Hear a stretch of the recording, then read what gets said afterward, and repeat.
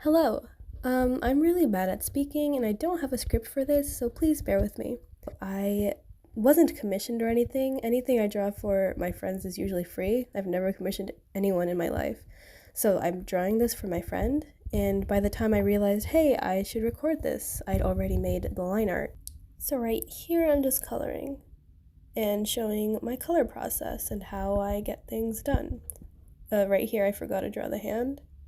So I'm using this picture off of Google, and you can just do that. You can use a picture off of Google of a random model and use it for your drawings. That's what I've started doing recently, and I'll show a few of my drawings with those reference photos at the end, including this one. Right now I'm just using a paintbrush with the pretty basic solid colors. I didn't really like that color, so I changed it using a fill tool. And of course, these colors are on different layers. Don't forget the layers, they're always helpful. Another thing that could really help, especially when you're using really light colors, such as I'm doing now, is changing the background to a darker color so you can see the light color. Of course, you won't be using that background color for long. Unless you like it, you could use it. So yeah, and again, I'm changing colors around. And don't forget to have the colors on different layers just in case you need to change the colors like this. Otherwise, you'd have to do the whole coloring process again, and it's too tedious. Right, so sometimes I do the skin color first before coloring the clothes, but other times it just so happens that I color the skin after.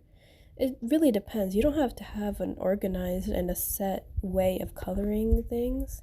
Just color however you feel like coloring. That was a very weirdly put sentence, but whatever. So yeah, and then I started the hair. And the reason why it doesn't go over like the other colors is because I have the layer under that color layer. So that's why it doesn't overlap.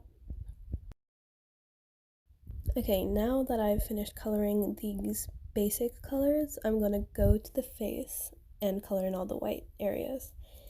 And then after that, I'm gonna shade the face so that it looks a little more warmer because, yeah.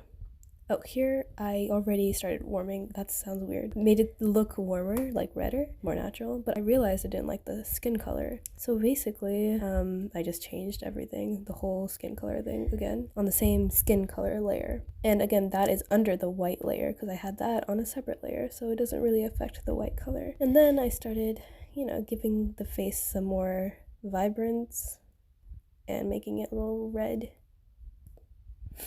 Look at how pretty she's looking already.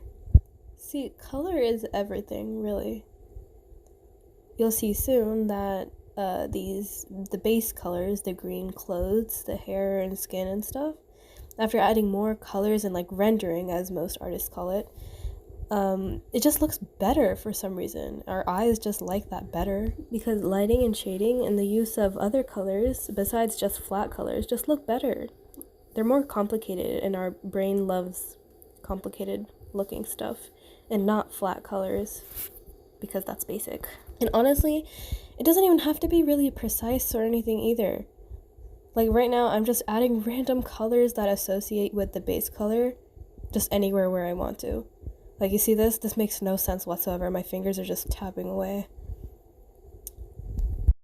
After rendering everything, I decided to add some stray hairs because it just, I don't know, it's a little more realistic, you could say. And even though I have like this anime cartoon style, sometimes adding a little flair of realism isn't that bad. Right, so now I decided to add like a little bit of a background, but I was like, I wanted to add the stairs because it just looks better. Like, her pose has to do with the background anyway. So I decided to just go over it.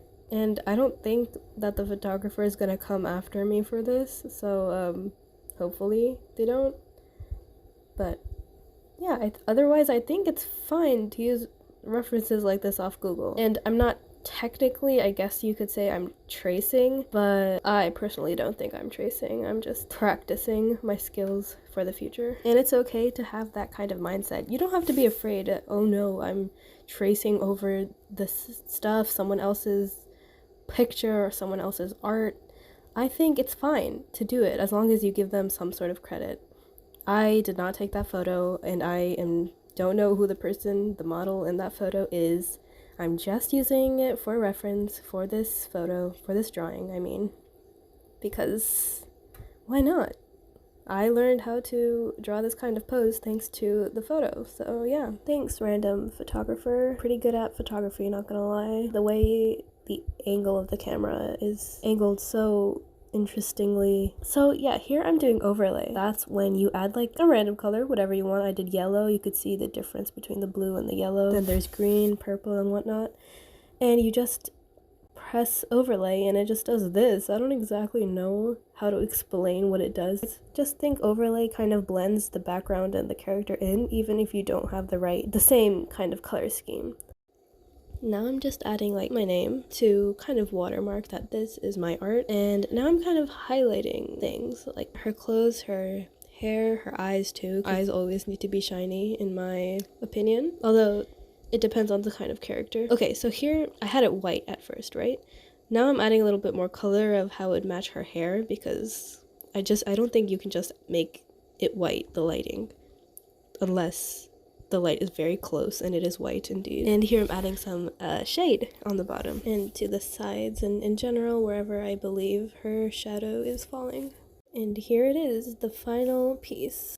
And as I promised, I'm sharing some other drawings I've made for some other friends and acquaintances. So yeah, thanks for watching. Here's her reaction to it, by the way.